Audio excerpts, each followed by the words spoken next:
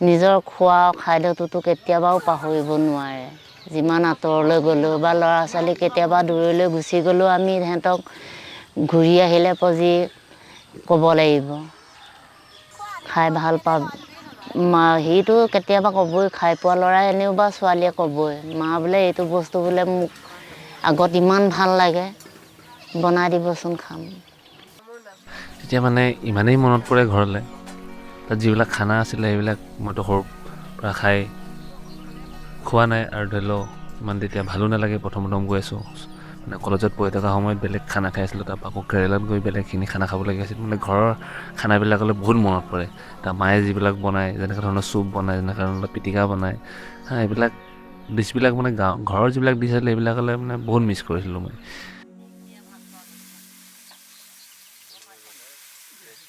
খোৱা বস্তু ভাল পোৱা বস্তু কেতিয়া পাহৰিব যিমান বেয়াকৈ বনাই দিলেও ভালহে পাব ভাল পাইছোঙে ক'ব নোপোৱা জেগাত আৰু সদায় নাপাওঁ আৰু বছৰত বা মাহটোৰ ভিতৰত এদিন নিজে কৰিম বুলি ভাবিলে বা বনাম বুলি ভাবিলে ডাঙৰ হ'লেওতো কৰি খাব পাৰে বোলে এই বস্তুটো খাই ইণ্টাৰেষ্ট লাগে দেই বুলি নিজে শিকি থাকিলে কৰি থাকিলে যেতিয়া বাহিৰত আছিলোঁ তেতিয়া মোৰ বহুত মানে মাছৰ পিটিকাটো খাব মন যায় কেতিয়াবা মই তাত দুবাৰ ট্ৰাই কৰিছোঁ নিজে খাবৰ কাৰণে বনাইছোঁ মাছৰ পিটিকা ইয়াত যিটো মানে টেষ্টটো মানে সেইটো মাছৰ টেষ্টটোতো অলপ বেলেগ হয় খাবলৈ চ' তথাপিতো মই তাত দুবাৰ বনাই খাইছোঁ লগতে মোৰ আমাৰ যিজন চুচেফ আছিলে চুচেফজনকো মই দুবাৰ খুৱাইছোঁ মাছৰ পিটিকাটো তেখেতেও খাই বহুত ভাল পাইছে তেখেতে মোক কৈছিলে যে এইটো আমাৰ মানে মেনুত এড কৰিব পাৰি নেকি তাৰপিছত মই তেখেতক ক'লোঁ আপুনি চাওক যদি আপুনি পাৰে তেতিয়া এড কৰি দিব তেখেতে চাগে কথা পাতিলে পিছত মেনুত এড কৰিলে নকৰিলে মই নাজানো কিন্তু মই আহিলোঁ ঘৰলৈ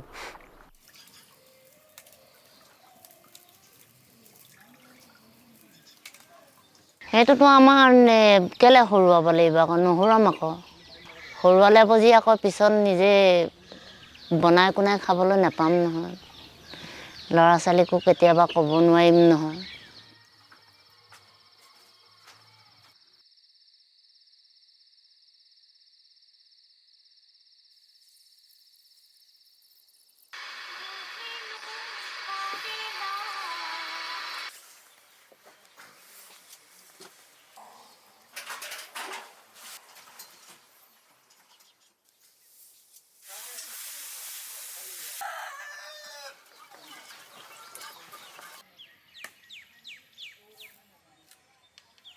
আজি আমাৰ ঘৰত বনিব পাতত দিয়া মাছ চ' চাওঁ আজি কি হয় পাতত দিয়া মাছটো একচুৱেলি তৰা পাত আৰু হালধি পাত দিও বনাব পৰা যায় কিন্তু মই আজি তৰা পাত দি আমাৰ ঘৰত বনাব পাতত দিয়া মাছটোৰ কাৰণে আচলতে ডাঙৰ পাতটো হ'লে ভাল হয় কিন্তু ডাঙৰ পাতটো হ'লে আমাৰ মেৰিয়াবলৈও মাছটো ভাল অলপ সৰহকৈও দিব পাৰি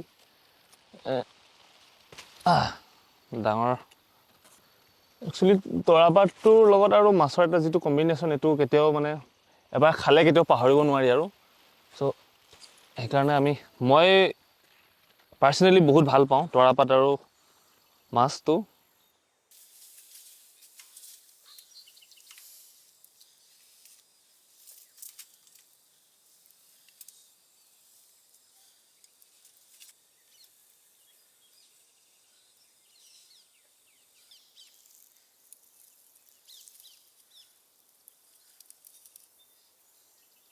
আমি এতিয়া বাবু গৰৈ মাছবোৰ যে এনেকুৱা চেলিয়াই পেলাই এই পিঠিয়ে চিঠিয়ে চব এইবোৰ চব আমি বুকু হাড়বোৰ তন্তিটো এতিয়া আগত নিজে এতিয়াও কৰি খাই পোৱা নাই চাগে আমি নিজে কৰি দিবলগীয়া হয় আৰু এই মেথাটো নাখাওঁ মেথাটো পেলাই দিওঁ ইয়াৰ পাথৰ দুটা থাকে এই মেথাটো খালে পজি পাথৰকেইটা বোলে মানুহৰ পেটত বোলে এটেক কৰে বুলি কয় সেইকাৰণে আমি নাখাওঁ সেইকেইটা পেলাই দিওঁ যিমান ডাঙৰ হ'লেও পেলাই দিওঁ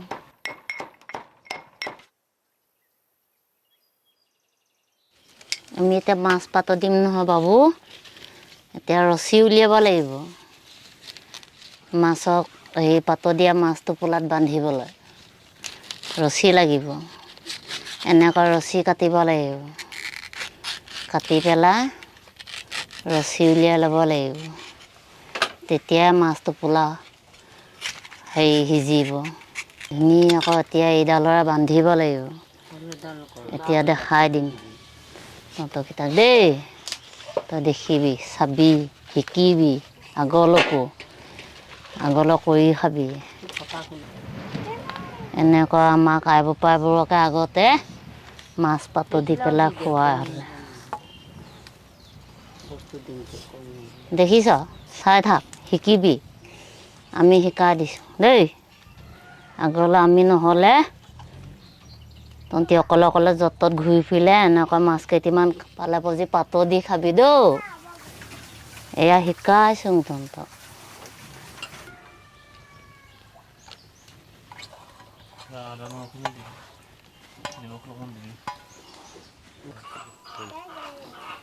আমাক আগতে আমাৰ এহেঁতে এনেকৈ পাতত দি দিয়ে এতিয়া মই মেৰিয়াই দিম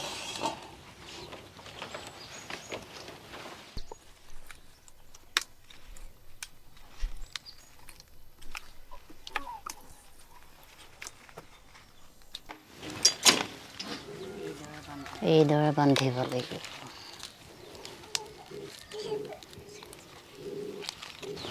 এতিয়া জুইত ভৰাই দিব লাগিব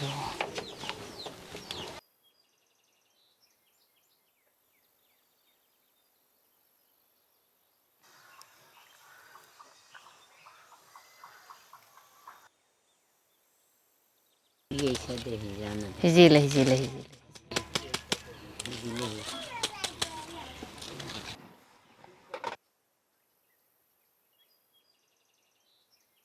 এতিয়া মাছটো আমাৰ উলিয়াই পিটিকা কৰিব লাগিব ধুনীয়া ভালকৈ ৰ'লো এতিয়া মই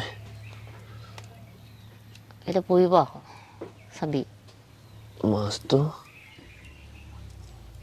ইয়াতে ৰাখি পিটিকা কৰিব লাগিব দে যাব দি নিদিবি ভালবোৰ দে দেজি গৈছোঁ এইটো আমাৰ পিটিকা কৰিবলৈ মাছটো গোটেইটো পিটিকা কৰিলে খাব পাৰি আৰু ধুনীয়া লাগে খাবলৈ এনেকুৱা পাতত দিব লাগে চব বস্তু দি দিব লাগে ৰচুন কিবা বগা ৰচুন দিব লাগে মেমেদো দিব লাগে আদা দিব তেল লাগে অলপ দিবি নেকি খুন্দি জলকীয়া দি তেল অলপ দিবি নেকি দিয়ে জানো কেঁচা তেল এতিয়া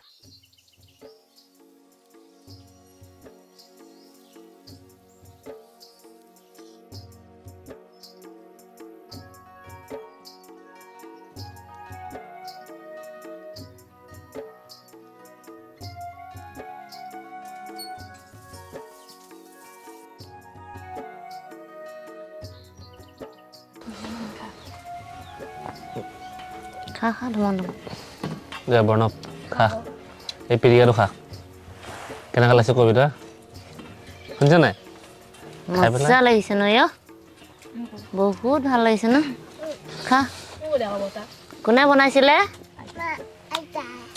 আইতাই বনাইছিলে বৰ্তাই বনাইছিলে মজা হৈছে ধুনীয়া হৈছে বৰ্তাই বনোৱা মজা লাগিছে না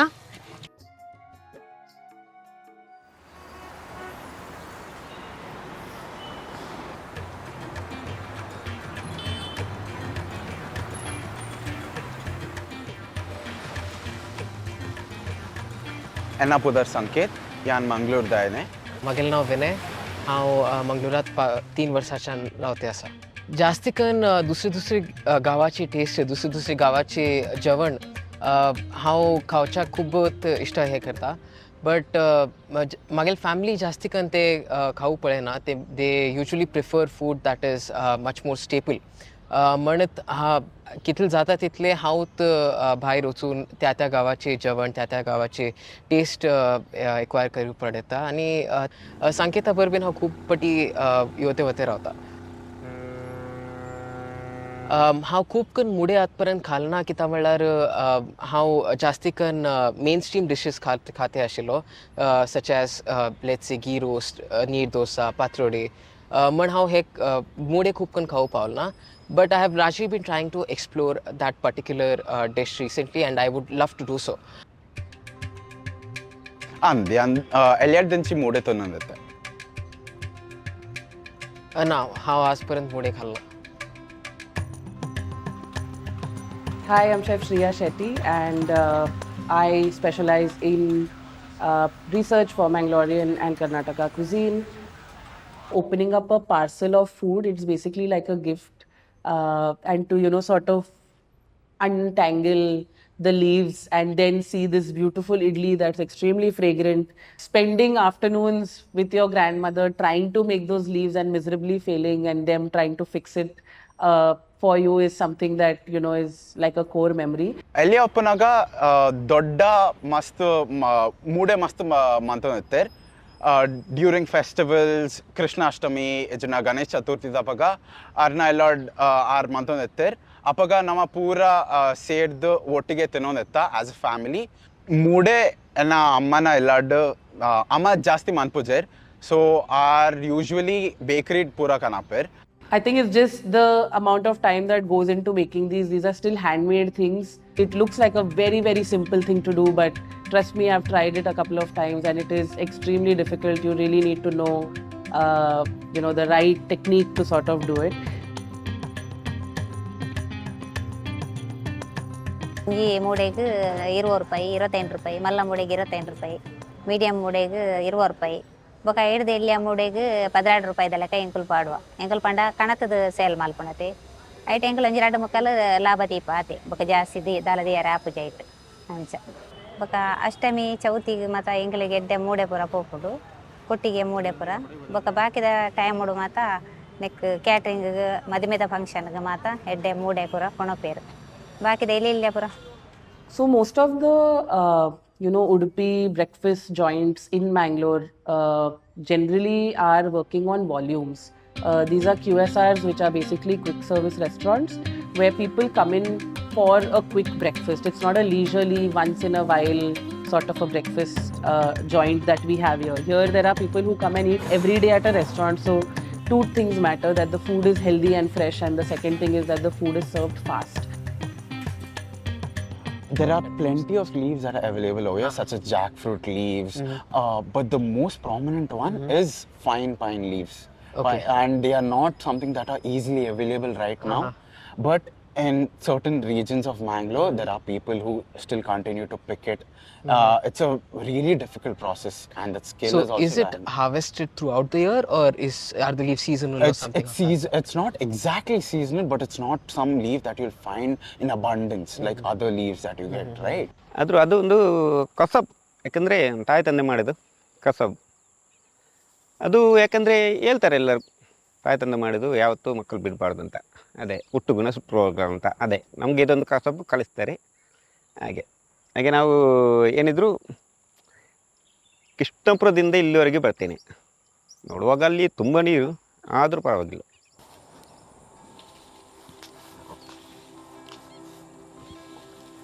ದೇವರಿದ್ದನಂತ ನೀರಿಗಿಳಿದು ತಗೊಂಡು ಬರ್ತೇವೆ. ಈಗ ಅದೇ ಕಸಬು ತಾಯಿ ತಂದೆ ಹೋದ ನಂತರ ಈಗ ಅಕ್ಕ ಇದ್ದಾರೆ.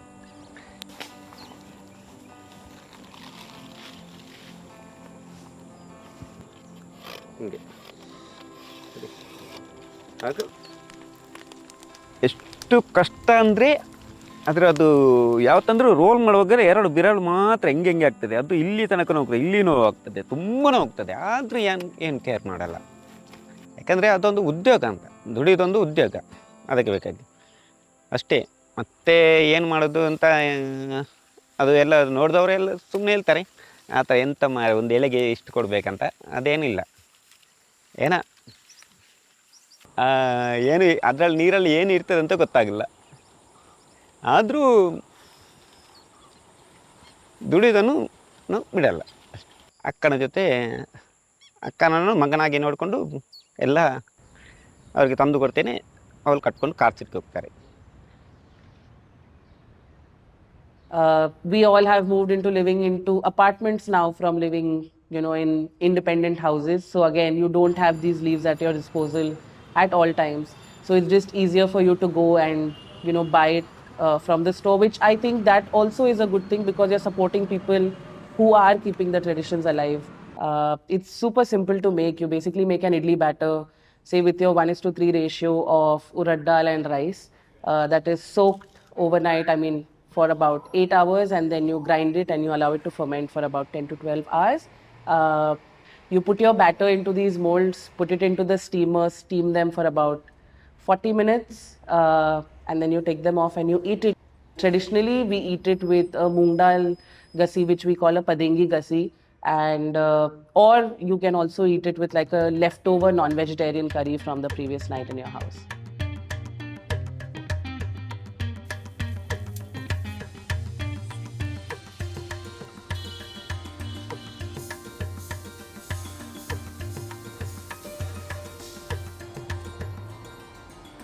You see these toothpicks? I do. Yeah.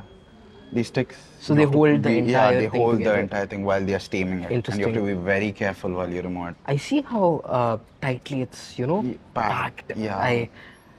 It's so that the essence and flavor of the leaf, right? It seeps through the moode. So is this the leaf what you spoke of? Yes. This is the What pine leaf leaf. is it? This is the fine pine leaf. And you can get the flavor, aroma. I see it. I think this unwrapping also has its own thrill. Yeah. There's a sort of sense of satisfaction. Very also. much, very much. Just dip it in the gravy? Yes. This gravy you see here, it's very similar to the one my grandma used to make. It's the same So sprout that gravy. consists of what exactly? It's usually sprouts, which are kept overnight and cooked with a blend of spices and curry leaves. That adds a lot more flavor to the whole dish. So you just take a slice off. You can break it off. Okay. As one cut of Right. moode, and then you just break off a piece. Close your eyes, just enjoy the whole flavor.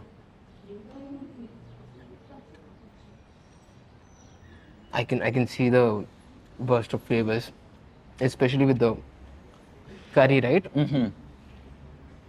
This is very well made. It is. Very well cooked. Reminds me of how my grandma used to cook it. 'Cause she Likewise. was a perfectionist too. I think it reminds me of the paniyaram which my grandma used to make as in my childhood, and I think in particularly because this has a certain flavor to it. Yes.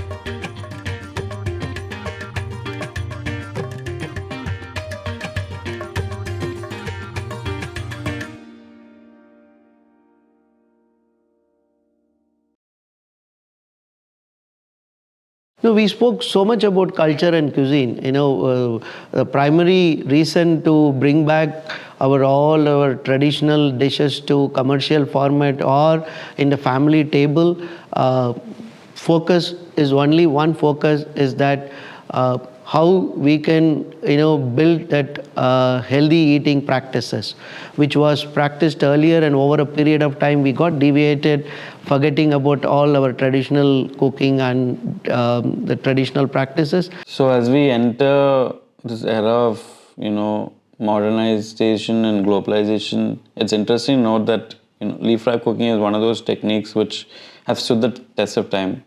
But at the same time, there are unseen influences that have seeped into a lot of these cooking techniques, these recipes as well. For example, just the use of banana leaves in as a leaf for leaf wrap cooking is something that probably would have come from Southeast Asia many centuries ago. So it's not that these recipes have been preserved in its exact original form. They have had influences over the last several hundred years, but in essence, the technique has largely remained the same. You might not speak the same language, you might not have similarities, but when you're eating, you immediately say, oh, this is so similar to what we eat. And you bond, and then all differences go away. I mean, there can be no bigger diplomacy tool or thing than food. I mean, nobody is angry or upset or in a negative space after a good meal. You cannot be. It immediately changes and elevates the mood and the people.